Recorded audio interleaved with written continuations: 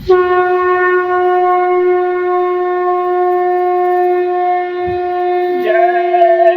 गुरुदेव, जय गुरुदेव। बाबा जी की बानी है, सतयुग की अगवानी है। हाथ जोड़ कर विनय हमारी, हो जाओ सब शाकाहारी।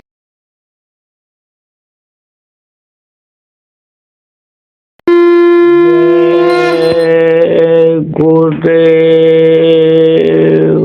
मैं भी तो पतित अभागाऊं, युग युग का सोया जागाऊं। अब हुआ अवै सब सौंपवार, पतवार तुम्हारे हाथों में, गुरुदेव तुम्हारे हाथों में।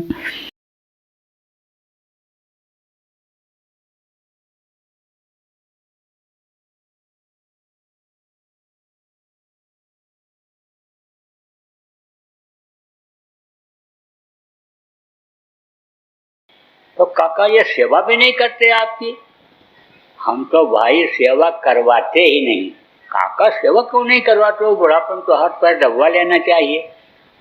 अरे डर के मारे नहीं करवाते हैं, डर के मारे पैर नहीं दबवाते हैं कि कहीं पैर दबाते दबाते गला न दबा दें। तिजोरी की चाबी के लालच में, क्योंकि सबकी नजर हमारी तिजोरी की चाबी पर ही है, तो बुढ़ा ऐसा बोलता है। जिसके पास रुपया पैसा नहीं है वो तो रो ही रहा है, और जिसके पास ज्यादा रुपया पैसा है उसको नींद नहीं आ रही है। अभी नोटबंदी हुई थी, एक सेठ को नींद ना आवे, चारपाई पर उठे बैठे रात भर टहले। 3 दिन जब हो गया, लड़का लेकर के गया। डॉक्टर ने कहा सुबह सुबह सेठ जी को क्यों ले आए, क्या हो गया? इनको नींद नहीं आ रही डॉक्टर साहब। अरे तो सेठ जी तो नींद की गोली खाते ही थे, नींद की गोली खिला देते। लड़का बोला 3 गोली खिला दिया, नींद नहीं आई। अब डॉक्टर भी सोचने लगा अब कौन सी दवा दे। तब तक लड़का बोल पड़ा, साहब 4थी गोली दे दें? डॉक्टर बोला 4थी गोली दे तो दोगे, सो तो जाएंगे, लेकिन ये उठ नहीं पाएंगे, सोते ही रह जाएंगे। यही 3 गोली बहुत ज्यादा हो, तो न राजा को शांति, न रैयत को शांति, न पूंजीपति को नींद आ रही है। तो उसका क्या कारण है? कारण यह है कि लोगों का खान पान, चाल चलन, विचार व्यवहार ये हो गया खराब। नियम संयम को लोगों ने दिया छोड़, सत्संग सुनना लोगों ने कर दिया बंद, आना जाना संतों महात्माओं के पास लोगों ने कर दिया बंद। इसलिए हर चीज की जानकारी हो नहीं पाई, किस तरह से खाना चाहिए, किस तरह रहना चाहिए, भाई भाई के साथ कैसा व्यवहार करे, पिता पुत्र के साथ कैसा बर्ताव करे, पति पत्नी का फर्ज क्या होता है, इसको लोग जान नहीं पाए। पशु और पक्षियों की तरह का जीवन लोगों का हो जा रहा है। धर्म कर्म नाम की चीज नहीं जा रही है, भगवान को लोग याद करना भूल रहे हैं। तो अब आपको बताऊंगा कि किस तरह से व्यवस्था सुधरेगी और आपको क्या करना चाहिए कि जिससे शांति मिल जाए, सुकून मिल जाए, रोटी रोजी की समस्या खत्म हो जाए। उसके लिए क्या होना चाहिए ये भी बताऊंगा आपको। देखो, जब मनुष्य शरीर शाकाहारी भोजन के लिए उस मालिक ने दिया है, इसका जो खून है शाकाहारी है। जो चीज खाते हो उसी का खून बनता है। तो जब से मांस लोग खाने लग गए, उसका खून बना, तो इसका खून और उसका खून, जानवरों का बना हुआ खून का तालमेल नहीं खाता है, बेमेल हो गया। बेमेल खून कैसे होता है? बुढ़ा बीमार पड़ा, डॉक्टर के पास ले गए, डॉक्टर ने टेस्ट किया, कहा खून की कमी हो गई, खून चढ़ाना पड़ेगा। लड़का कह रहा है कि मेरा खून चढ़ा दीजिए। डॉक्टर ने टेस्ट किया, कहा तुम्हारा खून नहीं चढ़ सकता है, ग्रुप नहीं मिल रहा है। भाई ने कहा मेरा खून चढ़ा दीजिए। टेस्ट करता, डॉक्टर कहता तुम्हारा भी खून नहीं चढ़ सकता है। अब आप सोचो, एक ही रजबीर से दोनों बने, एक ही माँ ने दूध पिला के बड़ा किया, खून नहीं मिल रहा। इसका मतलब यह है कि एक शाकाहारी और दूसरा हो गया मांसाहारी। मांसाहारियों का खून गर्म होता है। आजकल देखो हिंसा हत्या क्यों बढ़ी? मांस खाने और शराब पीने की वजह से खून में तेजी आ जाती है। कहते हैं ना कि हट जाओ मेरी नज़रों के सामने से, मेरा खून खौल रहा है। गर्म हो जाता है खून, गर्मी जल्दी आती है उसमें। आदमी की तो बात छोड़ो, जानवरों का उदाहरण देकर आपको बताऊं। एक कमरे में 4 बैल बंद कर दो और घास डाल दो, रात भर खाएंगे, सुबह दरवाजा खोलोगे आराम से निकल जाएंगे। और दूसरे कमरे में 4 कुत्ता बंद कर दो, रोटी डाल दो, रोटी भी खाएंगे और एक दूसरे को नोचेंगे भी, रात भर झों झों झों झों झों झों करेंगे। और सुबह दरवाजा खोलोगे तो खून बहता हुआ दिखाई पड़ेगा बदन से। तो खून गर्म होता है। रावण देखो कितना विद्वान था, बलवान था। आप समझो कि उत्तम कुल पुलस्त ऋषि का नाती था और सोने की लंका थी, इतना धन था। और समझो ताकत इतनी थी कि बड़े बड़े देवता उसके सामने मैदान में ठहरते नहीं थे, हट जाते थे जब उसकी सवारी निकलती थी। उसका भाई खुद अन्य समझ लो कि रावण को देख करके घबरा गया। रावण रथी विराट रघुवीरा, देख विभीषण भयो अधीरा। तो अब आप ये समझो, लेकिन उसके नाश का कारण यही बना।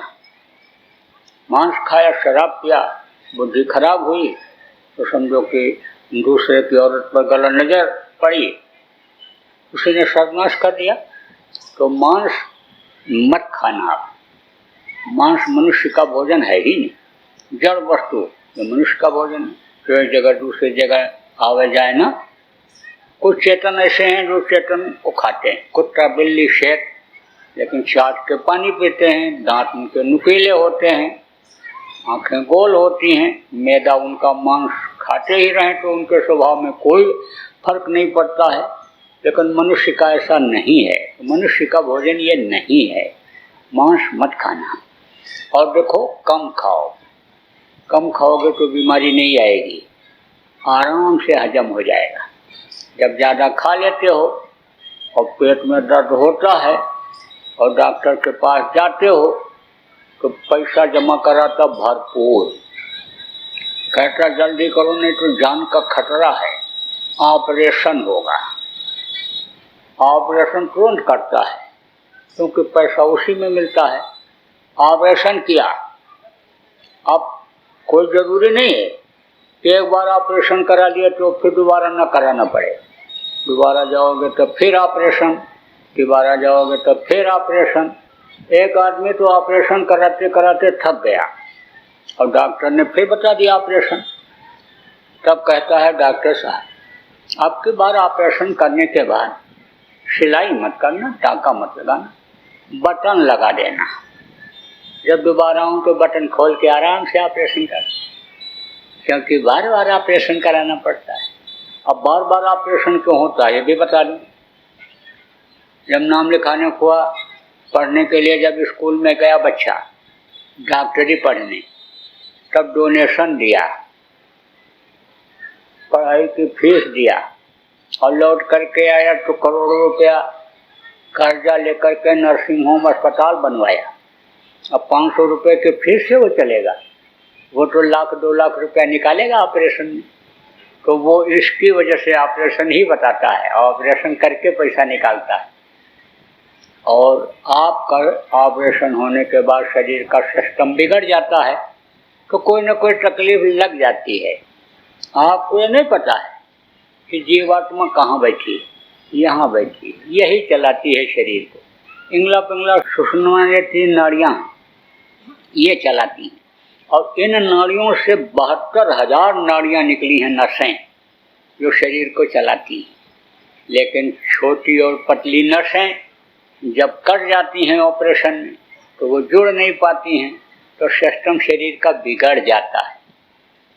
ऑपरेशन कराने वाले कुछ लोग आपको मिल जाएंगे, कहेंगे जब से ऑपरेशन कराया तब से तबीयत ठीक नहीं रहती, कुछ न कुछ लगा रहता है, इसलिए ऑपरेशन से बचना चाहिए, जब न चले तभी कराना चाहिए। और आप देखो, संयम नियम का करना चाहिए पालन। संयम नियम किसको कहते हैं? नियम जो बना दिया गया उसका पालन करो। बहुत सारे नियम बना दिए गए, अब कहाँ कम समय में आपको बताऊं।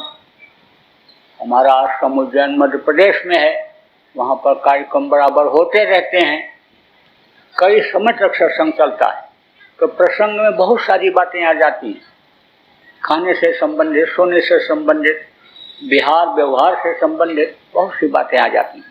लेकिन मोटी मोटी बात तो आज बताऊंगा आपको कि नियम संयम का पालन कौन करता है। नियम संयम का पालन आदमी से ज़्यादा जानवर करते हैं। कैसे, ये भी बता दें।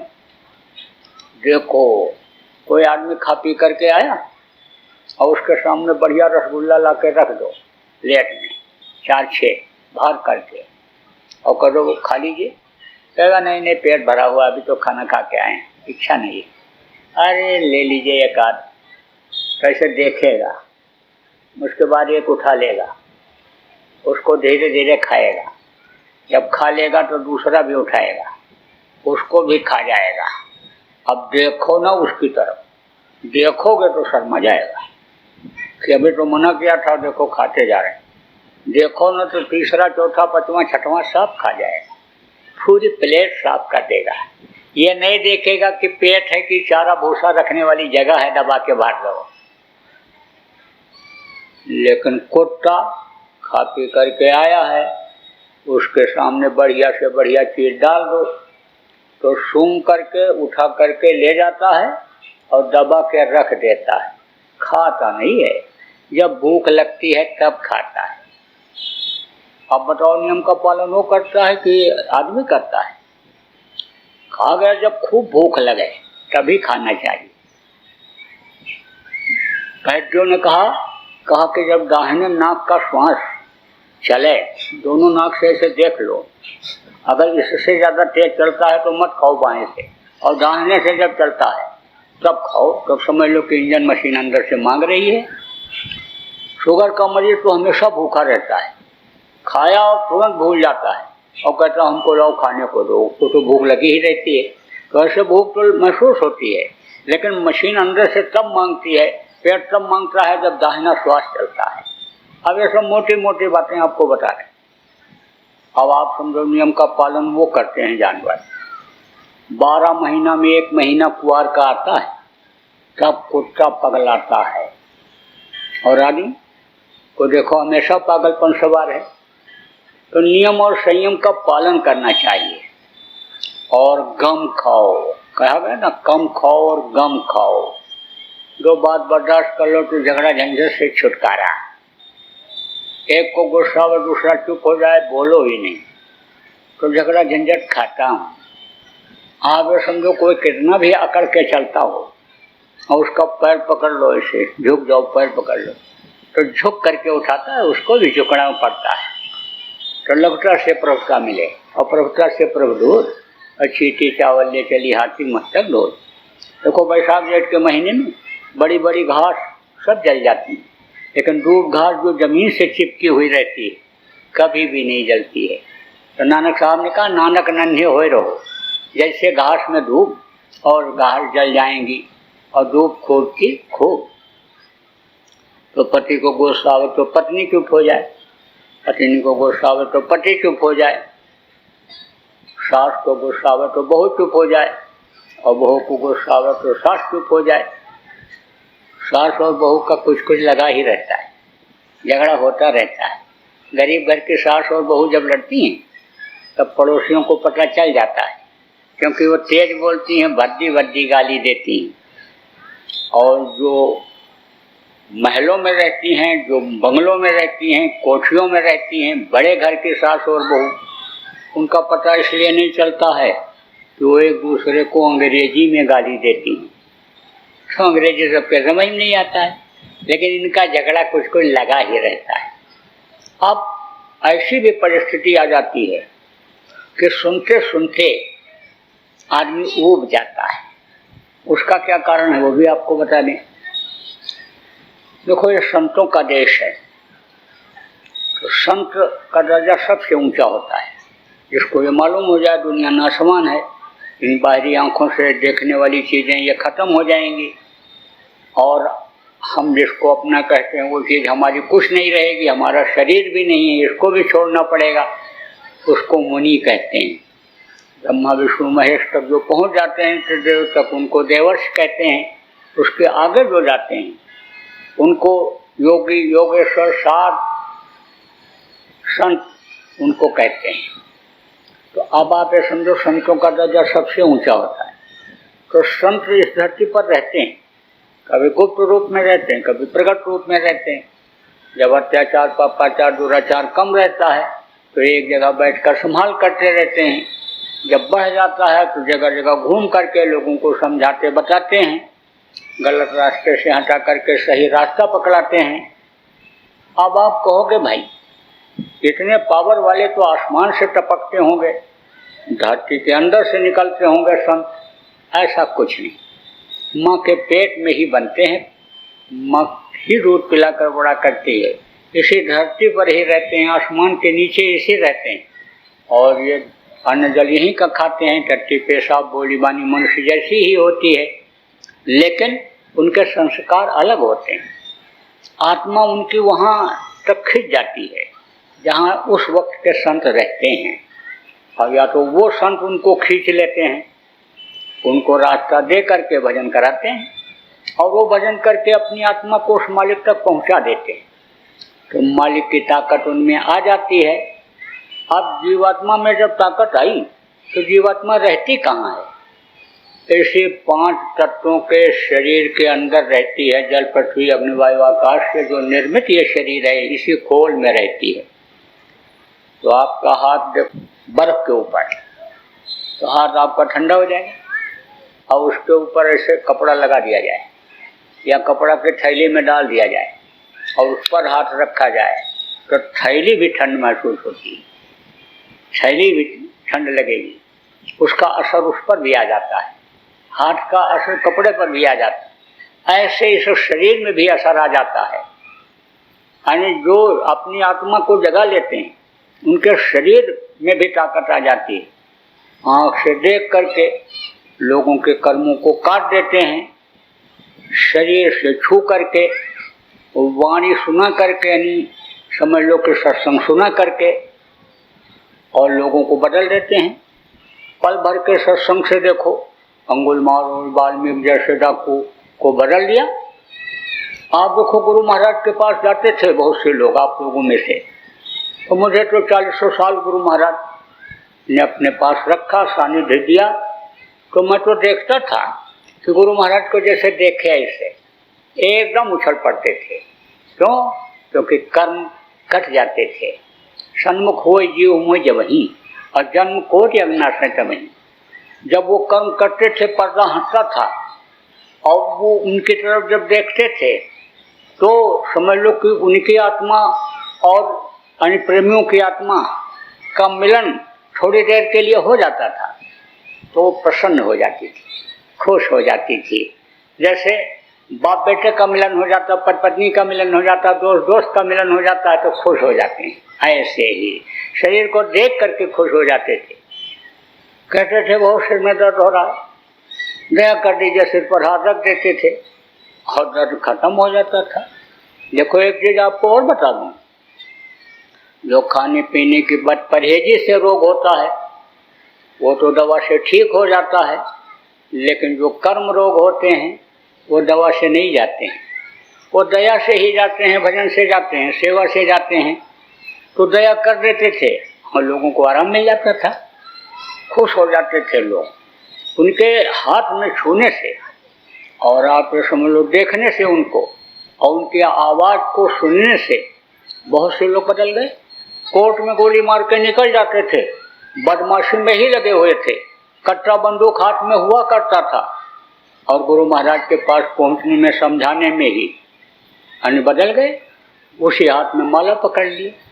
तो अब आप ये समझो कि वो ताकत उनमें, संतों में आ जाती है, इतनी ताकत आ जाती है कि कहा गया कि जिस पेड़ का दातून कर लेते हैं उसको भी मनुष्य शरीर मिल जाता है, अगर दया हो जाती है तो। और नहीं तो ये नियम है कि समझ लो कि ये जड़ को, अन्य समझ लो पिंडज में जगह नहीं मिलती, उखमज अंडज जल के जीव में जाना पड़ता है। जब सृष्टि की रचना हुई तो अंडज, पिंडज, उखमज और स्थावर ये बनाया।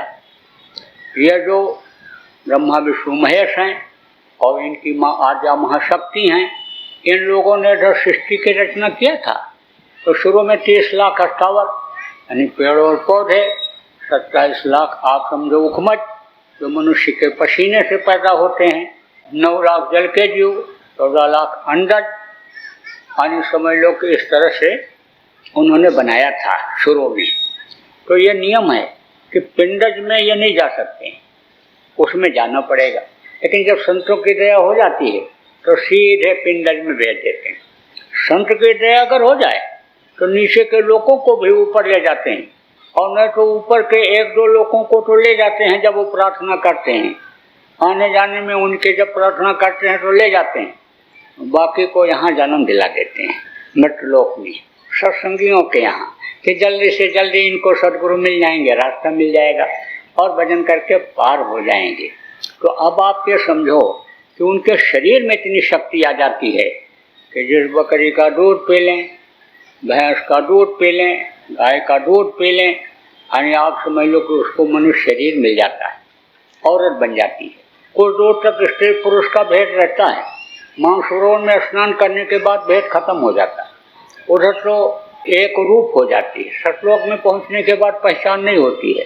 सतगुरु वे सतलोक तक पहुंचने में वहां तक पहुंचते हैं तो पहचान में रहते हैं, लेकिन आगे अलख लोक, अगम लोक, अनामी लोक में यह सारा रूप खत्म हो जाता है। तो अब आप ये समझो कि शरीर में इतनी ताकत आ जाती है कि छूते ही और उनके दया करते ही मनुष्य शरीर मिल जाता है, लेकिन स्वभाव इतना जल्दी नहीं छोड़ता है। मान लो कोई बकरी उनकी जीवात्मा है और औरत बन गई,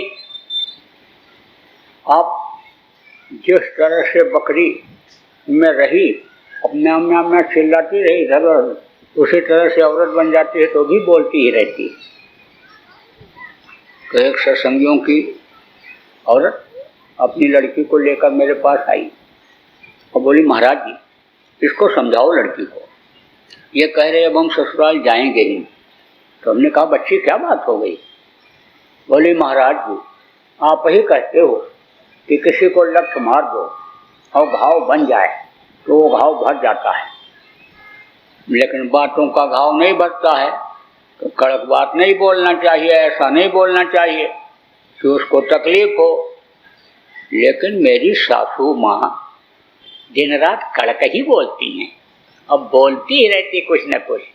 तो मैं तो सुनते सुनते गई वो, अब उस घर में तो मेरा पैर रखने का भी मन नहीं। और महाराज जी आप भी मत कहना अब वहाँ जाने के लिए। तब हमने कहा तो तू सुनते क्यों है? अब नाराज होकर के बोली, तो कहाँ घर छोड़ करके चले जाएं? तो हमने कहा अरे बच्ची तुझको तो बताया गया कि तू भजन कर, तो जब उनको गुस्सा आवे तो कान में उंगली लगा करके बैठ जाया कर आंख बंद करके। वो क्या कह रही हैं तू सुन ही नहीं, और हाथ मुंह से क्या इशारा कर रही हैं देख ही नहीं। तो थोड़ी देर के बाद वो क्रोध की अग्नि में जलकर खुद बुझ जाएंगी। अब आप ये समझो कि उस लड़की ने ऐसा ही किया, और ऐसा किया तो सब सही होगा। सत्संग तो सुनते हैं लोग, लेकिन यही बोल जाते हैं। मतलब की बात को पकड़ना चाहिए अपनी और अमल करना चाहिए। दवा बहुत कीमती हो और खाओ भी नहीं, परहेज न करो तो मर ही नहीं जाता है। इसलिए जरूरी होता है सीखना और करना, प्रैक्टिकल करके देखना जरूरी होता है। परीक्षा के तौर पर ही क्यों न देखा जाए, लेकिन वो जरूरी होता है। तो कोई कोई सास कड़क होती है और कोई कोई बहू कड़क होती है, स्वभाव नहीं मिलता है दोनों का। तो ऐसी स्थिति में क्या करना चाहिए? और कोई आग हो तो आप हो पानी, अगर उसको क्रोध आवे तो ना बर्दाश्त हो, हाँ तो कान में उंगली लगाओ, कितना देर बोलेगी वो, अरे थकेगी कि नहीं थकेगी बोल करके। तो अब आप ये समझो कि चुप हो जाना चाहिए। चुप में 100 झगड़ा झंझट टलता है। और मेहनत ईमानदारी की कमाई में होती है बरकत। मार के लाओगे कोई मार के ले जाएगा, लूट के लाओगे लूट के ले जाएगा, दिल दुखा के लाओगे उसी तरह से जाएगा। इसलिए मेहनत और ईमानदारी की कमाई करो। तो देखो मोटी मोटी बात आपको बताऊंगा। ये तो बताया मोटी बातें आपको लोक बनाने का। लोक बनाना किसको कहते हैं? कहते हो ना कि इनका शरीर स्वस्थ है, रोग नहीं है, ये अच्छा खाते हैं, अच्छा पहनते हैं, अच्छे मकान में रहते हैं, अच्छी गाड़ी घोड़ा पर चलते हैं, पत्नी पतिव्रता है, पुत्र आज्ञाकारी है, लोग इनको प्रणाम सलाम करते हैं, पैर छूते हैं, इनका लोक बना हुआ है। तो लोक बनाना इसको कहते हैं।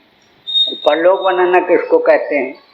जहाँ पर आप रहते हो ये मृतलोक है। इस मृतलोक का नियम यह है कि जो पेड़ फलता है वो झड़ता है, जो आग जलती है वो बुझती है, जो पैदा होता है वो मरता है। तो यह है मृत्युलोक। इसके ऊपर में सूर्यलोक, चंद्रलोक, स्वर्गलोक, वैकुंठ लोक, ब्रह्मलोक, पार ब्रह्मलोक, महाकाल लोक, सतलोक, अलख लोक, अगम लोक, अनामी लोक, बहुत से लोक हैं। तो उन लोकों में भी आप अपने घर में रहते हुए आना जाना शुरू कर दो, वहाँ भी आप जा सकते हो। आपको नहीं मालूम है कि आपके अंदर वो रास्ता है, लेकिन वो रास्ता है। ये साधना का घर है, पूजा का मंदिर है। वो स्वामी जी ने कहा ना, साधन धाम मोक्ष कर द्वारा, और पाए न जे पर लोग संवारा। आने समझ लो मोक्ष का दरवाजा इसी में है। वो रास्ता आपको बताऊंगा, दरवाजा बताऊंगा, रास्ता बताऊंगा। ये हमारे गुरु महाराज, अरे ये देखो ये, अरे ये नहीं, ये जिनकी तस्वीर है वो महापुरुष जब ये धरती पर रहते हैं तब जल्दी उनको लोग पहचान नहीं पाते, और जब काम करके चले जाते हैं और उनके काम किए हुए से लोगों को फायदा होने लगता है, तब रामलीला, रासलीला, जन्मदिन, समझ लो शादी ब्याह उनका करते हैं, मनाते हैं। तो जब समझ लो कि चले जाते हैं तो मूर्तियां बनाते हैं। कैमरा चला जब तो फोटो खींचने लग गए, घर में लगा लेते हैं और कहते हैं बस फोटो की पूजा कर लेंगे, मूर्ति की पूजा कर लेंगे, फूल पत्ती प्रसाद चढ़ा देंगे, बस मुक्ति मोक्ष मिल जाएगा। मुक्ति मोक्ष इतना आसान नहीं। मुक्ति मोक्ष का रास्ता सरल तो है, लेकिन जब जानकारी हो जाती है तब। तो ये जिनका फोटो है वो हमारे गुरु महाराज। फोटो किस लिए लगाया जाता है? एक यादगार के लिए। जब तक अंतर में उनका दर्शन न होने लगे तब तक फोटो लगा सकते हैं। उसके बाद जब अंतर में दर्शन होने लगता है तब क्या जरूरत है फोटो की? आंख बंद करो, सामने खड़े हैं, दर्शन हो जाएगा। तो अब आप ये समझो कि जिनका फोटो है वो गुरु महाराज, यानी बहुत लोगों को रास्ता बताए और रास्ते पर चलाए, और कितने लोगों को मदद करके मंजिल तक पहुंचा दिया। अब वो दुख के सागर में, संसार में आने वाले नहीं। तो आप लोगों में से काफी कुछ लोग गुरु महाराज के नामदानी हो। आप लोगों को गुरु महाराज पर पक्का विश्वास नहीं हो पाया, क्योंकि आप उनके शरीर को ही गुरु मानते रहे। गुरु किसी शरीर का नाम नहीं होता है। गुरु एक पावर होती है, शक्ति होती है, और वो शक्ति जिसके अंदर रहती है वो गुरु का काम करता है। और जब शरीर पुराना हो जाता है या छोड़ने की उनकी इच्छा हो जाती है तो वो काम दूसरे को सौंप करके और उनसे काम करवाते हैं, तो चले जाते हैं। लेकिन जिन जीवों को वो पकड़ते हैं उनको छोड़ते नहीं हैं। काल के हाथ में समझ लो सूरज की डोर है और माया के हाथ में मन की डोर है। तो सूरज की डोर को सदगुरु समझ लो कि काल के हाथ से लेकर के और गुरु पर 10वां द्वार में बांध देते हैं, और जब शरीर छोड़ करके भी चले जाते हैं तो सतलोक से बराबर उनकी संभाल करने के लिए आते रहते हैं। और जिसको चार्ज देकर जाते हैं, जिससे उनको अन्य जीवों का काम करवाना होता है, उनसे उनकी संभाल करवाते रहते हैं। तो अब आप ये समझो कि आपको उनके शरीर पर ही विश्वास रहा, देख करके आपके कष्ट दूर हुए, उनकी बात को सुन करके आपके खान पान चाल चलन बदले, आपकी बुराइयां दूर हुई, तो आप वहीं तक सीमित रह गए। और जब गुरु महाराज चले गए तो आप पड़ गए भ्रम में। उनके आदेश का पालन अगर आप करते, गुरु भक्ति करते, गुरु के आदेश का पालन अगर आप करते, भजन ध्यान सुमिरन 1 घंटा करते और अंतर में उनका दर्शन होता, तो भ्रम भूल में नहीं पड़ते, फिर माया के चक्कर में नहीं पड़ते, गृहस्थी में इस कदर से नहीं फंसते कि जैसे मक्खी फंस जाती है। देखो, भगवान ने भोग बनाया किसके लिए? भोगने के लिए, लेकिन फंसने के लिए तो नहीं बनाया।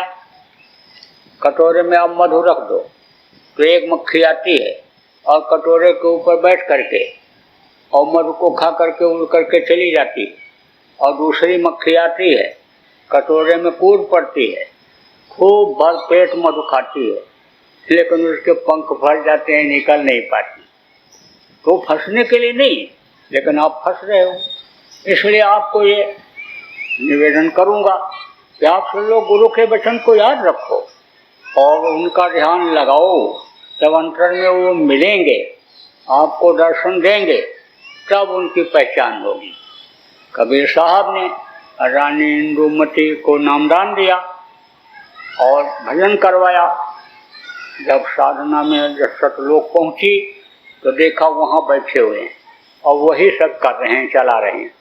तब बोली कि आप हमको मृत्युलोक में अगर बता दिए होते कि मैं ही सब कुछ हूँ, तो मुझको इतनी मेहनत क्यों करनी पड़ती साधना में। तब उन्होंने कहा तुझको विश्वास न होता, तो कहती मनुष्य शरीर में इतनी ताकत कहाँ से आ सकती है, वो कैसे इतने पावर वाले हो सकते हैं। इसलिए तुझको मैंने नामदान दिया और तेरा मदद करके ला कर ये जलवा दिखाया, तब तुझको अब विश्वास हुआ। बोल तेरी मदद किया कि नहीं किया। तब चरणों पर गिर पड़ी, बोली आपकी मदद के बगैर तो हम निकल ही नहीं पाते, फंस जाते। क्योंकि ये पिंडे 10वां द्वार कहा गया, जीवात्मा जहाँ बैठी है, तीसरा तिल कहा गया, नुक्ता सफेद कहा गया। यहाँ जहाँ ये बैठी है, जैसे ही निकलती ऊपर जाती है, तैसे ही रिद्धि सिद्धि काम धेन कल्प वृक्ष अणिमा गणिमा महिमा लघिमा ये सब सिद्धियाँ हैं, आकर के खड़ी हो जाती। हीरा ले लो, मोती ले लो, जवाहरात ले लो, जाओ मुर्दा छोगे जिंदा हो जाएगा, ये सिद्धि तुमको दे रहा हूँ। अब अगर किसी ने ले लिया तो आगे नहीं बढ़ सकता। सत्संग इसीलिए सुनवाया जाता है कि छोटी चीज़ों को मत मांगो, दुनिया बनाने वाले को पा जाओगे तो दुनिया की सारी चीज़ें तुम्हारी हो जाएंगी।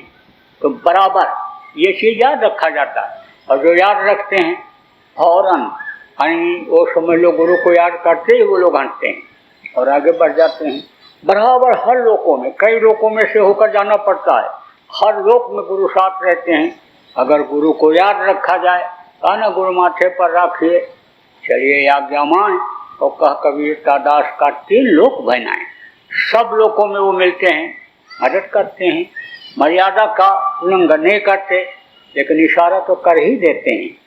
कहीं चुटकी बजा दिया तो कहीं पैर पटक दिया तो कहीं सीटी बजा दिया कि जैसे से आगाह हो जाओ कि तुम यहाँ फंसने जा रहे हो। अब गुरु अगर मस्तक पर सवार रहें तो कोई कहीं फंसेगा, कोई बुराई करेगा, कोई कर्मों को लादेगा।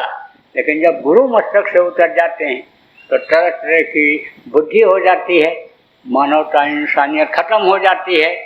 जय गुरुदेव। बाबा उमाकांत जी महाराज अपने ही प्रेमियों के सहयोग से संस्था द्वारा जनहित का कार्य करते हैं।